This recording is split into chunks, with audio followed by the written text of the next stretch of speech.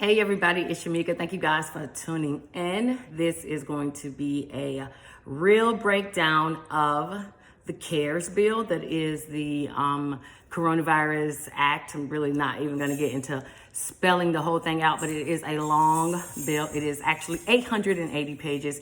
And what I am going to do is I have extracted some information I thought that was important and thought I would make a separate video for each one for you guys so that it would be easier for you to understand. So I wanted to start off, of course, with the check portion. Again, some of this information I am reiterating, but I think it is important for you guys to listen up again. You guys have asked some questions, and so that just lets me know I need to state some of these things again for you guys. All right, so first of all, thank you for my new subscribers and those who have not yet had an opportunity to.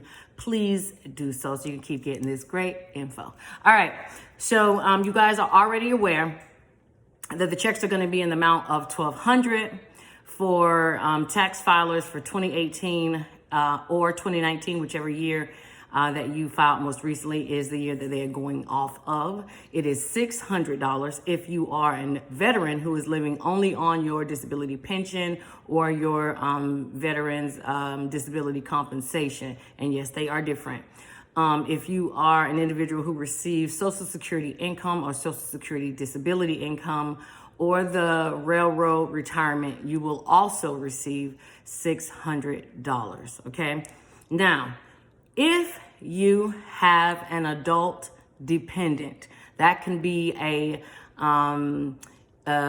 teen that is 17 or older, a dependent that is in college that you claimed on your taxes. If it's someone that receives disability and you claim them as a dependent, that is an adult dependent. They also cannot, they also will not receive a stimulus check because you cannot be claimed as a dependent on anyone's income taxes and still receive a check. That is, even if the individual is receiving Social Security income, they are being claimed as an adult dependent, all right?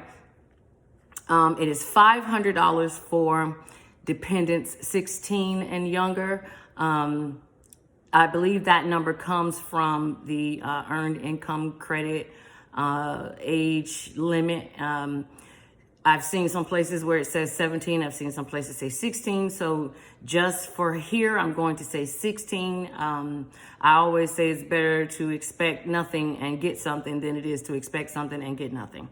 So we're going to say 16 for the sake of this video. So if the individual is 16 or below, you, the individual who claimed them on your tax return, will receive the $500 for them because they are considered your dependent. Now, I'm going to go off into a couple different scenarios because I know people do a lot of different things at tax time.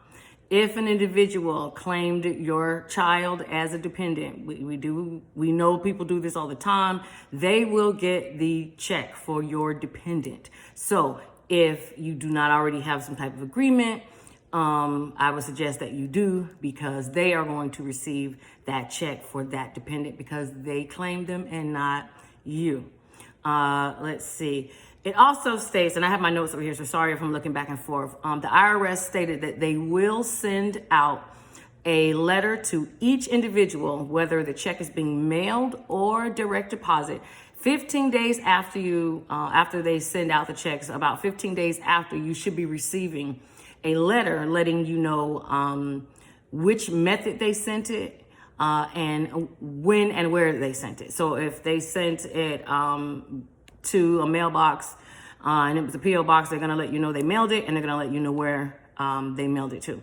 If it was direct deposit, or if you had it direct deposited to, say, one of those prepaid cards, that should also be in that letter that you will be receiving. So please keep an eye out for the mail.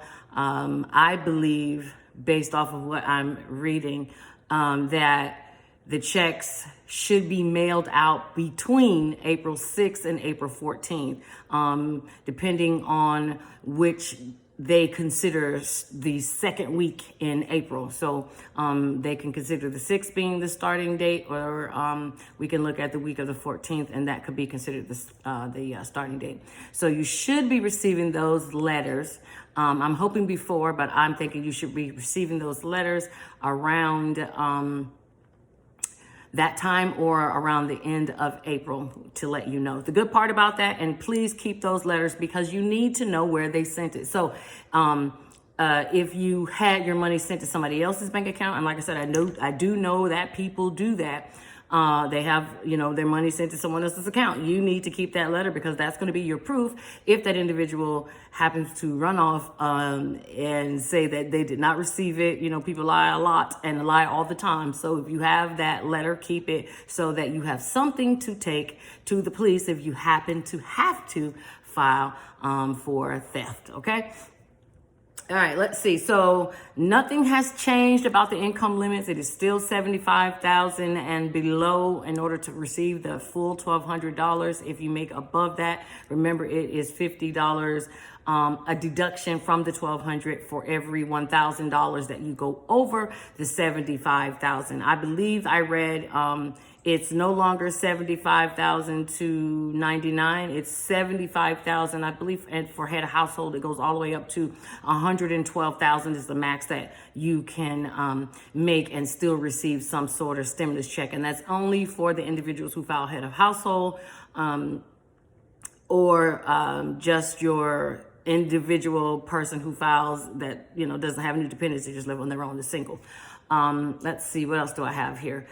There are no income taxes that will be taken out. So if you guys did not know that, it will not be anything taken out. It will not be offset by anything except child support debts, which come from your state. So if your state has already put in or sent in information to the Treasury Department letting them know that you do have an arrears or a debt that you owe to the state, which is child support, your stimulus check will be offset. I am going to, of course, go for the worst situation here and state that if you do owe child support and it is more than $1,200, I would expect you not to expect anything, because they do the same thing with your tax returns. They take your income tax refunds at 100% rate, and I'm sure they probably would do the same thing here with your stimulus check, okay? So if you owe child support, I would not expect a stimulus check, okay? Anything else, any IRS debts or any student loans debts, they will not affect your stimulus check, nor will they affect your the check that you will receive in a refund from Department of Education if they took your student loans due to, if they took your income taxes due to student loans. So I'll say that again. The only individuals that will be getting money returned to them are the individuals that income tax returns were reduced or offset due to a student loan debt. If your taxes were taken, you will get a refund of those funds that they took from you. I have made another video. I actually put the link to that video again so that you can get the number and all the information off of the details, so that you can call to see if you made the cutoff date to make sure that you can get your refund. All right. So back to your stimulus check. Green card holders, you can receive a stimulus check if you're an expat or you're a U.S. citizen living in another country. As long as you have not given up your citizenship, you will receive a stimulus check. Let's see. I believe that is really all that I have for you guys. You guys really did ask me some very, very good questions about the stimulus check, most of them being surrounded around the adult dependents. And I just want to rehash and say that again, adult dependents will not receive anything, okay? And also to expect the letter in the mail from the IRS so that you can keep an eye on where and how your check was sent. That could be your one-way ticket to getting your money back if somebody should run off and take your funds. If you are an individual that got the refund anticipation loan, you got an advance, or you got your money sent to the tax return office and then they in turn cut you a check, you individuals will more than likely receive a paper check in the mail.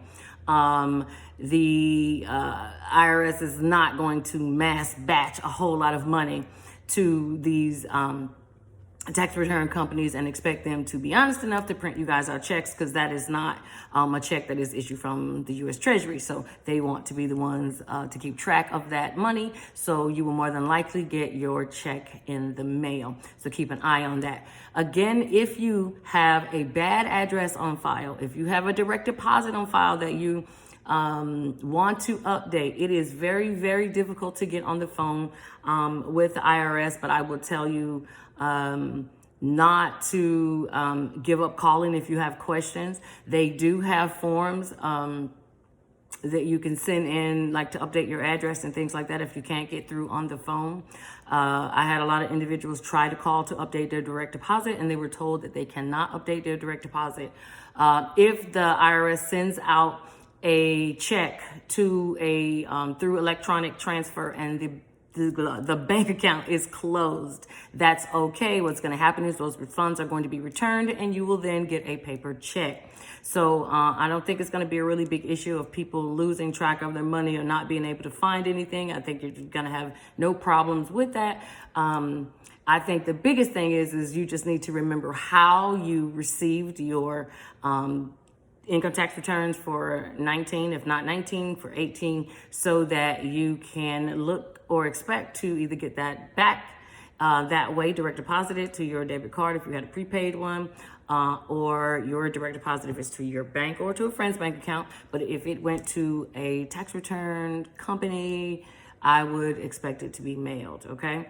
I've had other people ask me questions. Gosh, I am sitting here trying to think of all the questions that you guys have asked me about getting the checks back. And I believe that's probably going to be it, you guys.